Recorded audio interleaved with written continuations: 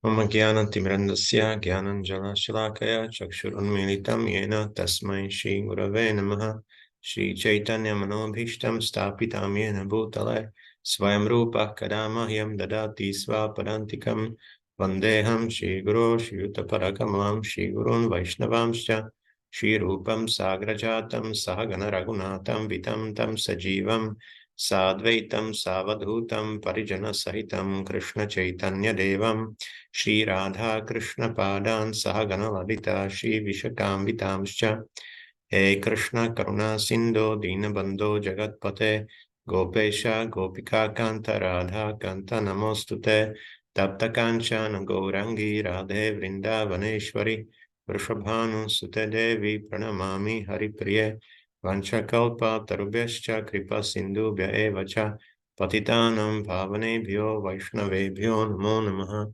Shri Krishna Chaitanya Prabhu Nityananda Shri Advaita Gadadhara Shivasadi Gaura Bhakta Vrinda Hare Krishna Krishna Krishna Hare Hare Hare Rama Rama Rama Hare Hare Hare Krishna. So we are continuing reading from Bhagavad-gītā as it is, from His Divine Grace, Bhaktivedanta Swami Prabhupāda, the founder-ācārya of International Society for Krishna Consciousness. We are continuing with chapter 2, which is entitled Contents of the Gita Summarized. And we are doing this section. And then Krishna is advising to Arjuna, then better than karma-kāṇḍa, just doing his duties for expecting some results. He should do naiṣkarmya, which is action without fruitive results, without the expectation of any fruits of his activities, just as a matter of duty. And last time we were discussing how following of Varnashram or Vedic culture is advantage, because then the same principles can be applied also in the spiritual practice, like having guru, taking the authority, sticking to the scriptures, performing various rituals and like that, or worship. But at the same time, we have to be careful not to become attached to the results coming from these various rituals. Then that by immersion in Krishna consciousness or samadhi, devotees can tolerate various dualities of the material world, like happiness and distress, and that Krishna consciousness is giving all the results that Vedas also give. But the purpose of the Vedas is ultimately to come to Krishna consciousness. Then also that prescribed duties are determined by our nature, and our present attachments will cause our future incarnation, our future body, because these attachments are recorded in the subtle body. So when subtle body then generates the gross body, or according to the subtle body, according to our desires, we are getting the next gross material body, or spiritual body also, if we have spiritual desires. And the last one was that yoga is speaking about the yoga, how it is connection. Yoga means connection to the Supreme Lord, establishing this relationship. Okay, so we continue with next shloka, 49. Durena hyevaram karma buddhi-yoga dhananjaya buddho sharanam anviccha kripana phala-hetavaha. Durena, discard it at a long distance. He is certainly avaram, abominable karma activity, buddhi-yoga on the strength of Krishna consciousness, dhananjaya, or conqueror of wealth, buddho in such consciousness, sharanam, full surrender, anviccha, try for, kripanaha, miseries, phala-hetavaha, those desiring fruitive results. O Dhananjaya, keep all abominable activities far distant by devotional service, and in that consciousness surrender unto the Lord. Those who want to enjoy the fruits of their work are miseries. Purport: one who has actually come to understand one's constitutional position as an eternal servitor of the Lord gives up all engagement save working in Krishna consciousness. As already explained, Buddhi-yoga means transcendental loving service to the Lord.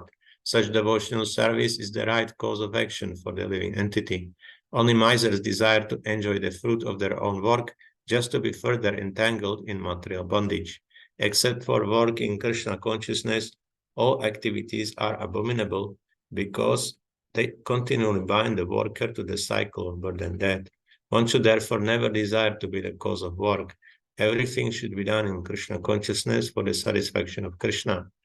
Misers do not know how to utilize the assets of riches which they acquire by good fortune or by hard labor. One should spend all energies working in Krishna consciousness, and that will make one's life successful.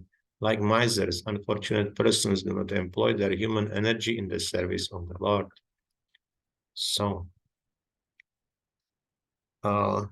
here Srila Prabhupada is speaking, and Krishna is speaking also, that we should work in such consciousness that everything is for the pleasure of the Lord, and we are not expecting the fruits of our work. So this is the basis of Krishna consciousness, that this consciousness is there, this intention is there. And in this way also we will not be bound to the repeating of cycle of birth and death, because we are preparing our consciousness for spiritual activities. So it means we will be hopefully transferred to the spiritual world with such consciousness, my Lord's mercy. So yes, so we should utilize in this consciousness everything what we got from the Lord, or by good fortune, hard labor, in his service. So then our life will be successful in such a way.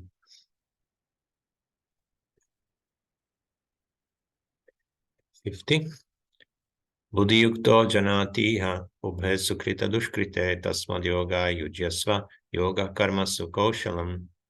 Buddhi-yuktaha, one who is engaged in devotional service, jahati, can get rid of, iha, in this life, ubhe, both, sukrita dushkrite, good and bad results, tasma, therefore, yogaya, for the sake of devotional service, yujyasva, be so engaged, yogaha, Krishna consciousness, karmasu, in all activities, kaushalam, art.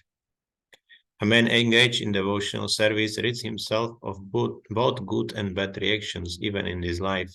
Therefore, strive for yoga, which is the art of all work. Purport: since time immemorial, each living entity has accumulated the various reactions of his good and bad work. As such, he is continuously ignorant of his real constitutional position.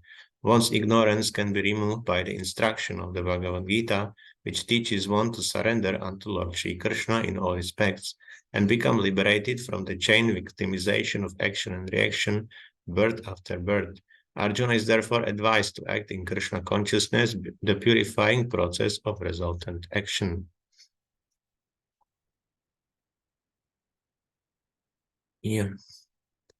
So there are various reactions when we not work in this consciousness, in Krishna consciousness, but we are working with the expectation of such of some results.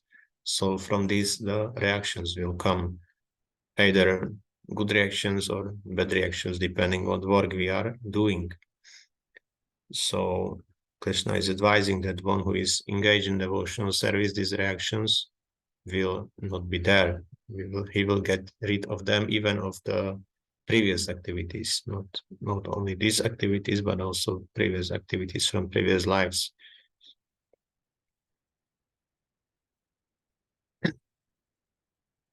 So devotional service has this purificatory effect. 51. Karmajam buddhi-yuktahi phalam tyaktva manīṣiṇah janma-bandha vinirmuktah padam gacchantyanāmayam.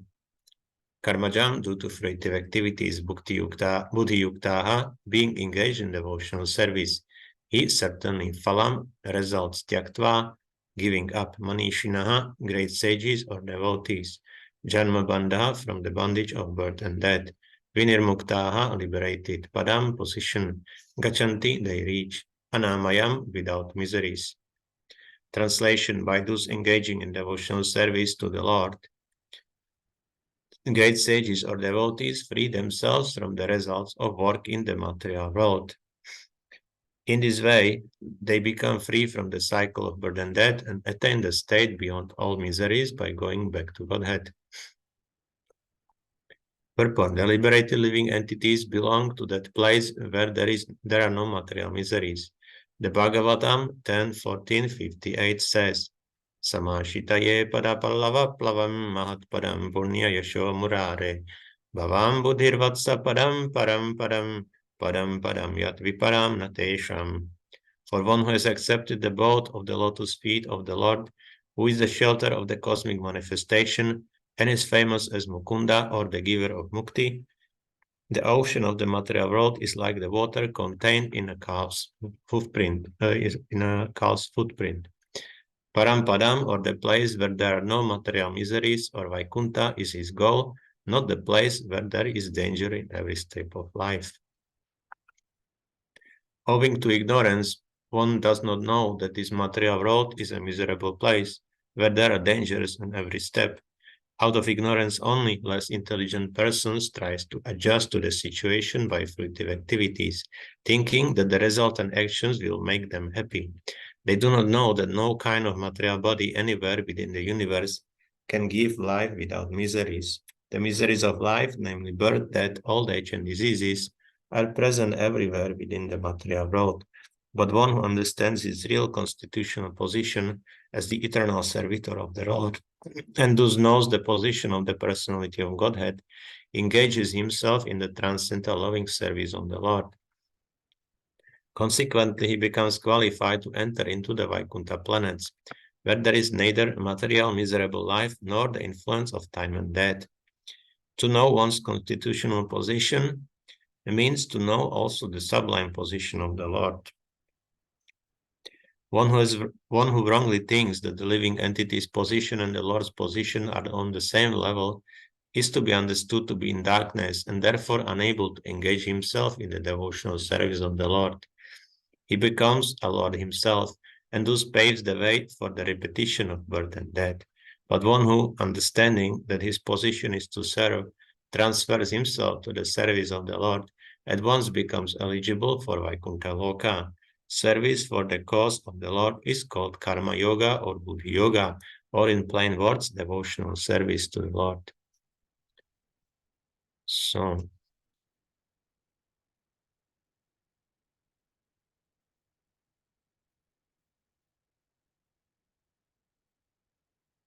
here Krishna says that devotional service can free one from all the miseries of the material world.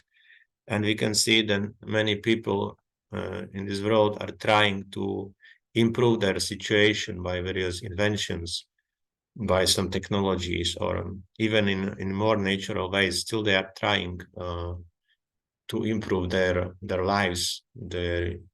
Let's say some movements are coming, like some ecologies and organic, and whatever they invent, they are just trying to improve this material situation, not understanding that by any invention, by any material invention, they can get rid of those four things which are in the material world always present, and this is birth, death, old age, and disease.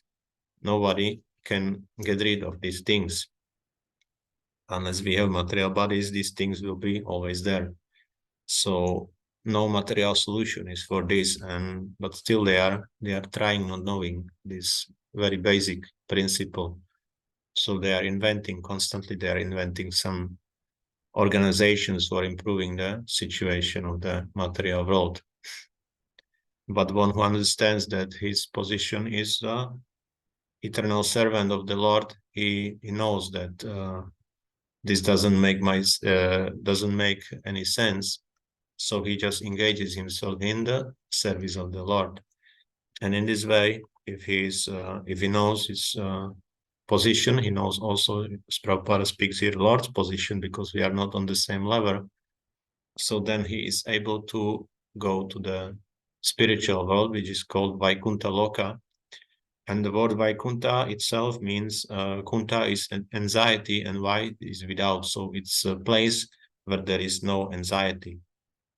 So only this place we can, or in this place we can achieve this position to not have any miseries of life like birth, death, old age, and disease, because these are not present in the spiritual world in Vaikuntha Loka. And Srila Prabhupada also is mentioning here that he is using karma-yoga and buddhi-yoga as synonyms. So if we see these words somewhere, usually it means the same thing, unless he explains it differently. Or it means also devotional service to the Lord. Okay, so next one. Yadate moha kalilam buddhirvyatirat rishyati tadagantasi nirvedam shrotavyasya shrutasya cha. Yada, when your moha of illusion kalilam, dense forest buddhi, transcendental service with intelligence, vyatitarishyati, surpasses, tada, at the time, ganta asi, you shall go, nirvedam, callousness, shrotavyasya, toward all that is to be heard, shrutasya, all that is already heard, cha also. Translation: when your intelligence has passed out of the dense forest of delusion, you shall become indifferent to all that has been heard and all that is to be heard. Purport: there are many good examples in the lives of the great devotees of the Lord, of those who become indifferent to the rituals of the Vedas simply by devotional service to the Lord. When a person factually understands Krishna and his relationship with Krishna, he naturally becomes completely indifferent to the rituals of fruitive activities, even though an experienced Brahmana. Sri Madhavendra Puri, a great devotee and Acharya in the line of the devotee, says, Sandhya Vandana Bhadramastu Bhavato Bhog Snana Tubhyam Namo Bhodeva Pitarascha Tarpana Vido Naham Kshamakshamatam Yadrakvapi Nishadi Yadava Kulotamasya Kam Sadvisha Smaram Smaram Agham Harami Tatalam Manye Manyena Me. All my prayers 3 times a day, all glory to you. O Bhating, I offer my obeisances unto you. O demigods, O forefathers, please excuse me for my inability to offer you my respects. Now, wherever I sit, I can remember the great descendant of the Yadu dynasty, Kṛṣṇa, the enemy of Kamsa, and thereby I can free myself from all sinful bondage. I think this is sufficient for me.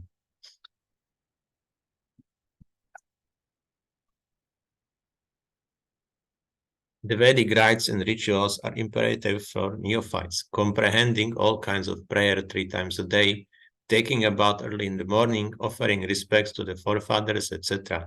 But when one is fully in Krishna consciousness and is engaged in his transcendental loving service, one becomes indifferent to all these regulative principles because he has already attained perfection. If one can reach the platform of understanding by service to the Supreme Lord Krishna, he has no longer to execute different types of penances and sacrifices as recommended in revealed scriptures. And similarly, if one has not understood that the purpose of the Vedas is to reach Krishna and simply engages in the rituals, etc., then he is uselessly wasting time in such engagements. Persons in Krishna consciousness transcend the limit of Shabda Brahma, or the range of the Vedas and Upanishads. So, Krishna is saying here that when one is coming out of the forest of illusion, he should be indifferent to all that has been heard and all that is to be heard. This all that has been heard and all that is to be heard are the Vedas, because Vedas were passed by hearing. So one who has achieved the purpose of the Vedas, which means Krishna consciousness, he doesn't have to follow them anymore because he has already attained the goal and he's just engaging in the devotional service of the Lord. Of course, even in devotional service, so we should not think that now, okay, we came to Krishna consciousness and now we don't have to follow anything. It's not like that. There is always something to follow, something, because even in spiritual world we have some guidance, we have some hierarchy, we have some authority, we do some service, so we perform some activities which are according to that authority. So there is no way that we would not follow something, but these activities are of different nature. And in the neophyte stage of devotional service, there are also some regulations which we follow. They are mostly described in Bhakti's Rasamrita Sindhu, or Nectar of Devotion, and also in different Vaishnava scriptures which are given us to us by 6 Goswamis. So there is always something we are following. Unless we have spiritual bodies and we do the service in the spiritual world directly, but even then it's recommended that devotees, just to set the example, they're also in the material reality, they are still following the same devotional practice, just to set the example for the others. So even the advanced devotees still are following the same thing. Just the difference is that their taste is different. They do it because they want to do it, because they want to please the Lord. We are doing because it's like our obligation. We have to do it, and in this way to purify ourselves, and then get the taste and do it spontaneously. But we'll still do the same thing, basically. Okay.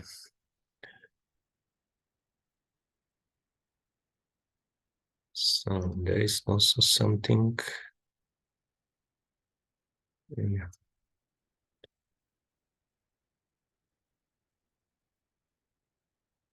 Something more in Srimad Bhagavatam to this topic, from Canto 7, Chapter 9, and Shloka 49.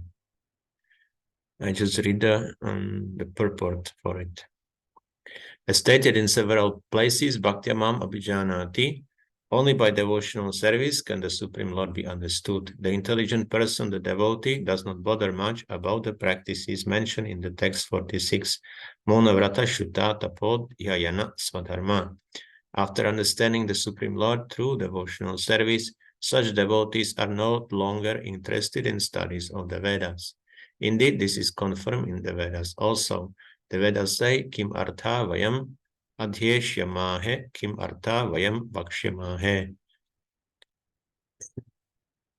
What is the use of studying so many Vedic literatures? What is the use of explaining them in different ways? Vayam vakshyamahe. No one needs to study any more Vedic literatures, nor does anyone need to describe them by philosophical speculation. Bhagavad-gītā 252 also says, Yadate moha kalidam buddhir vyatitarishyati tadagantasi nirvedam shotavyasya shutasya cha. When one understands the Supreme Personality of Godhead by executing devotional service, one ceases the practice of studying the Vedic literature. Elsewhere it is said, Aratito yadi haris tapasa tatah kim. If one can understand the Supreme Personality of Godhead and engage in his service, there is no more need of severe austerities, penances, and so on. However, if after performing severe austerities and penances, one does not understand the Supreme Personality of Godhead, such practices are useless. So here is also another aspect that what is the purpose of these austerities and penances? Because when we do them, we are supposed to understand the Supreme Personality of Godhead. But if we don't come to this result of understanding the Supreme Personality of Godhead, then there is something wrong in our performing these austerities and penances, because they are supposed to help us in this way. It can also mean that we are being attached to them. I also had such experience when before I started practicing devotional service, I just to have some regularity in my life, some kind of sadhana, I was doing one physical exercise. I was running, around the region, not region, but I was living in the village, and there was a road around which was connecting multiple villages in this area. So I was running every day, basically, whatever weather was. I was exercising like this. And then somehow I was reading in one of the Prabhupada's books, and it was still winter, and I was still doing this austerity just to keep somehow some strength of the mind. So I was reading in one of the Prabhupada's books that the practice of Hatha Yoga has, because it was something like Hatha Yoga, there is also a lot of physical exercise to basically to conquer the mind.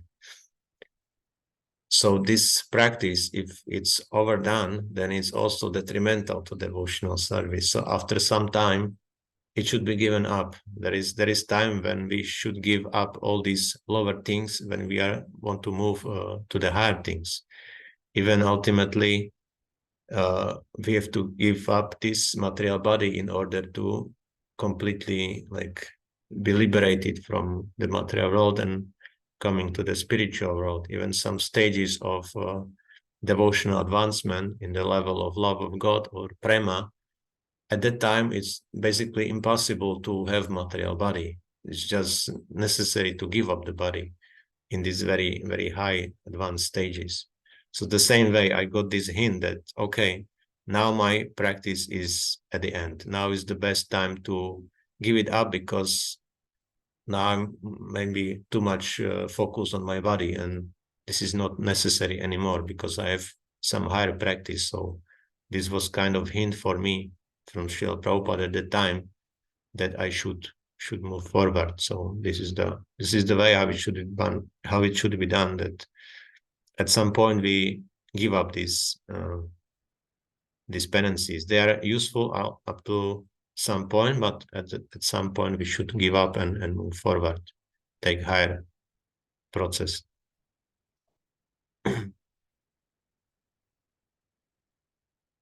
Okay, 253. Yes, there is some comment.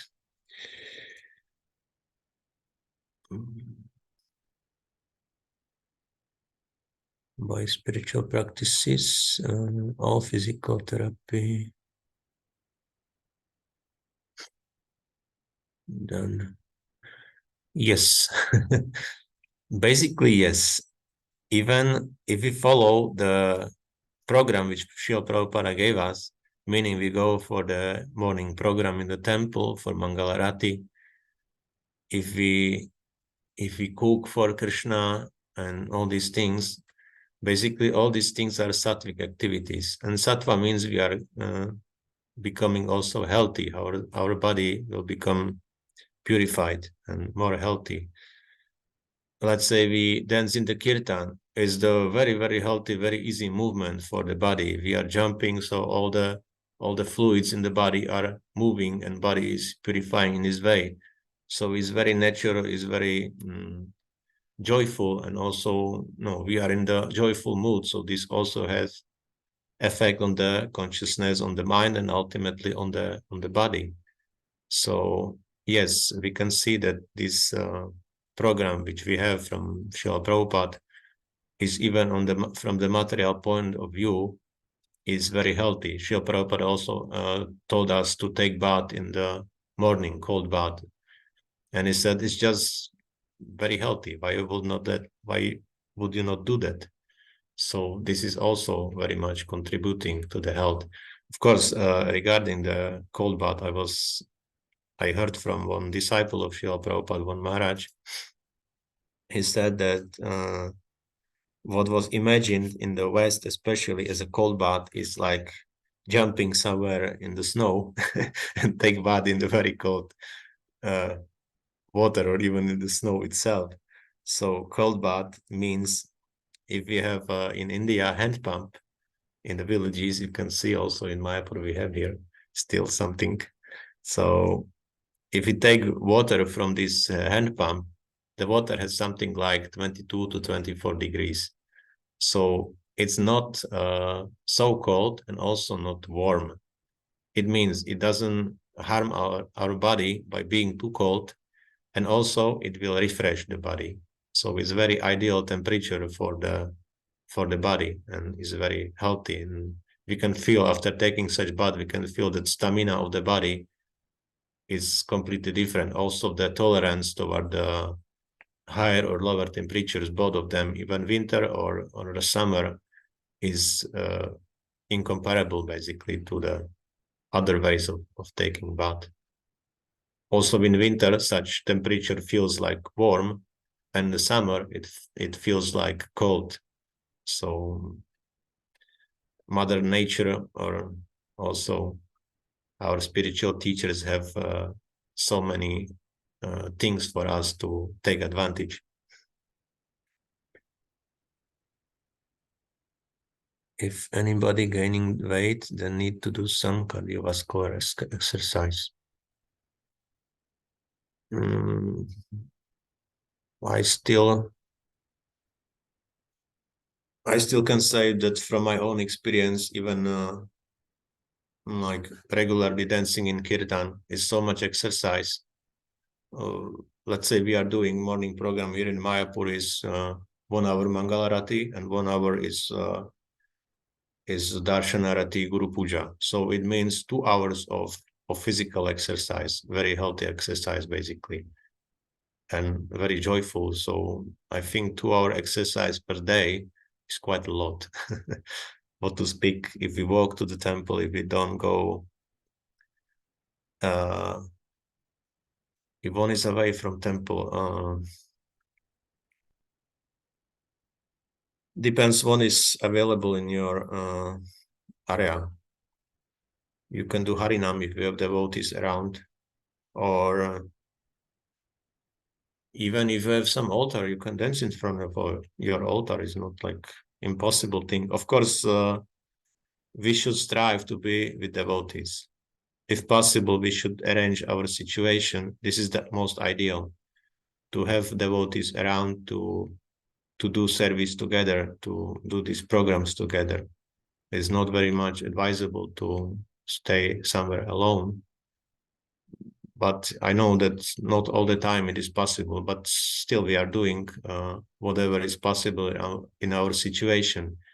If we don't have enough movement, okay, we add some movement. If we don't have these morning programs, then we have to do some physical activities. Even it helps a lot if we don't rely too much on technologies, like if we wash our clothes, for example, by hand, not by washing machine, and in the kitchen also, if we cook mostly with less electric equipment and all these things, there is also a lot of natural movement what we can have. So this lifestyle, this sattvic lifestyle, can help us a lot.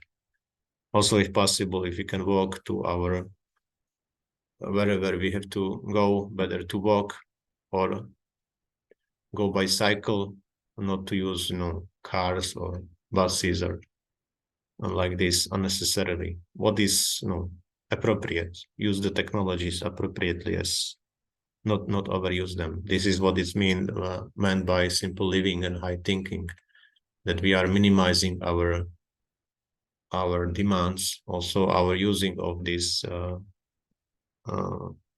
things. And in this way, we also naturally will get more movement for our body, more natural movement.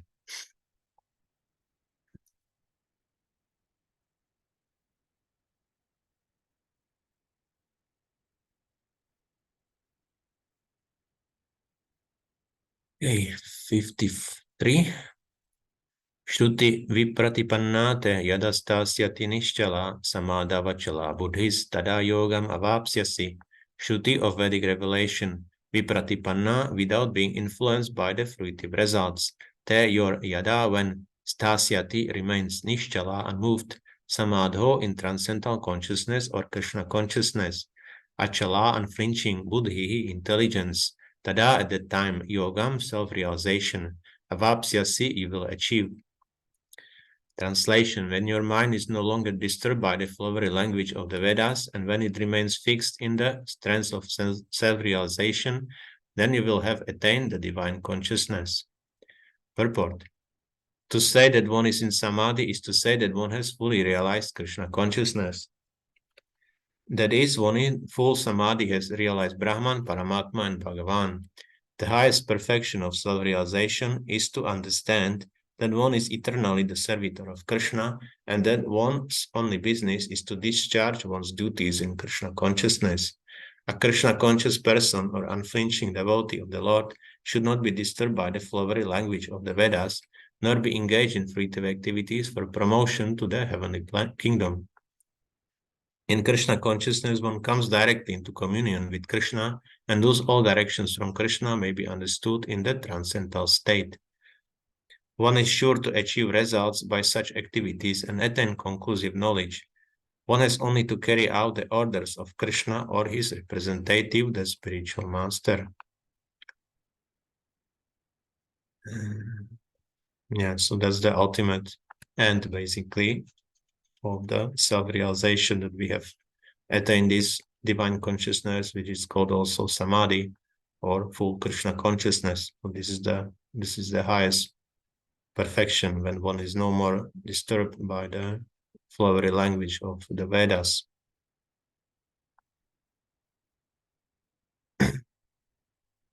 So this is our goal, what we should strive for. And together, it's mentioned here, one has only to carry out the orders of Krishna or his representative, the spiritual master. So this is our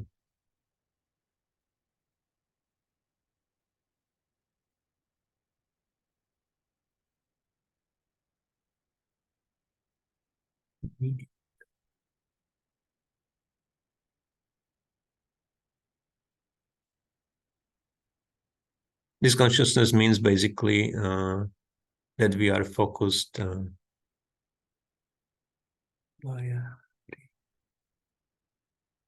flowery language. Okay. Flowery language means in Vedas everything is poetry, is describing things in very nice way, very attractive way. Like, for example, if you want to go to heavenly kingdom, all the facilities, all the beauty of the heavenly planets will be described there, and this is what is ultimately attracting people in the beginning of the self-realization, so they have some goal to go for. But ultimately, when we want to go further, we should avoid these distractions, because in the beginning, if people are in ignorance, we have to inspire them at least to follow something from the scriptures. So all these amazing results are described there in this flowery poetic language, just to give attraction to the ignorant people, so they will follow the scripture to attain these goals. That's the meaning of it.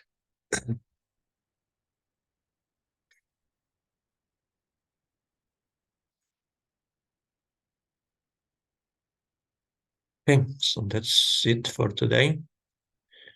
Thank you. Hare Krishna. Srila Prabhupada ki jai. Srimad Bhagavad-gītā ki jai. Samaveta Bhaktivedanta ki jai.